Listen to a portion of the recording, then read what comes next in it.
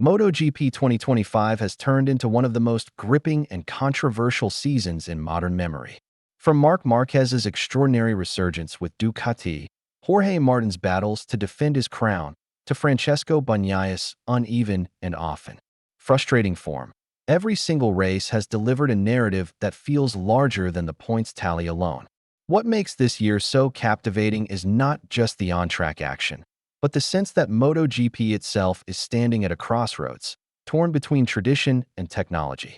After the Austrian Grand Prix, that tension reached a boiling point with the unexpected return of a familiar face, two-time world champion Casey Stoner. His voice, absent for years, has shaken the paddock more than any duel at 350 kilometers per hour. For Stoner, the problem is no longer simply about who wins or loses, but whether MotoGP is in danger of losing its very soul. Stoner's critique zeroes in on the man who currently defines this era, Marc Márquez. Since joining the factory Ducati team, Marquez has unleashed a level of control that has left the rest of the grid scrambling to keep pace.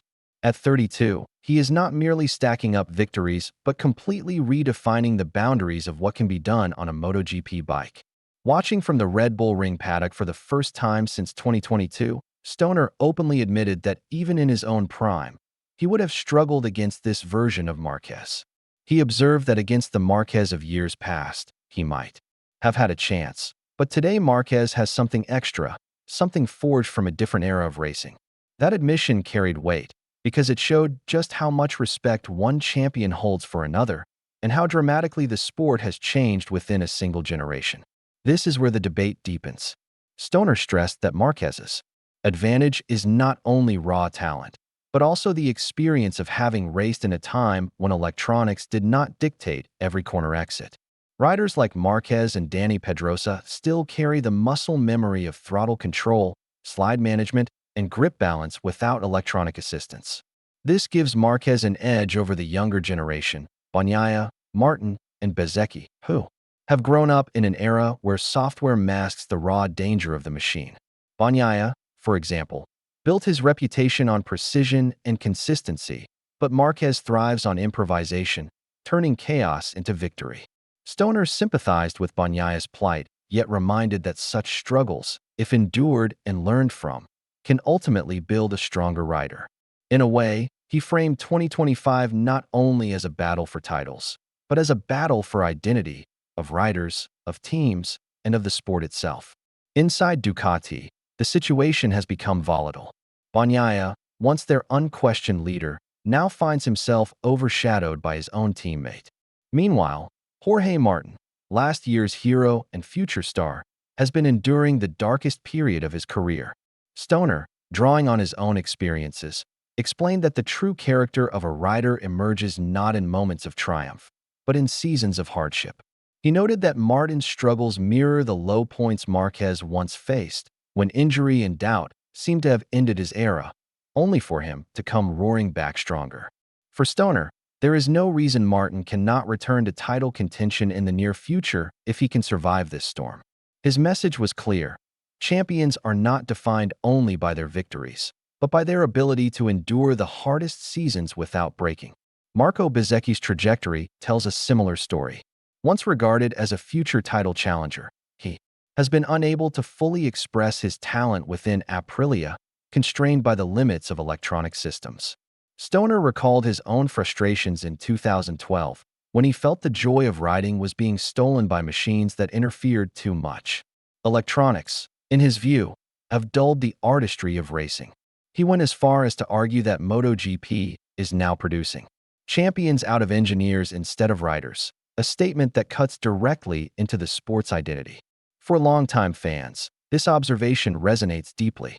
Many remember an era when watching MotoGP meant seeing riders fighting both the track and their bikes, not just managing complex software settings.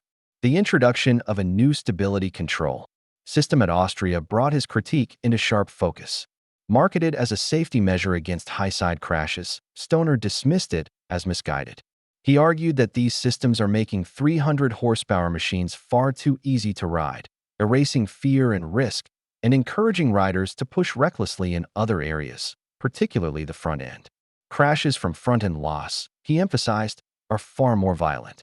His point seemed validated almost immediately, with practice sessions at the Red Bull Ring producing multiple incidents, including repeated runoffs from Enea Bastianini to Stoner.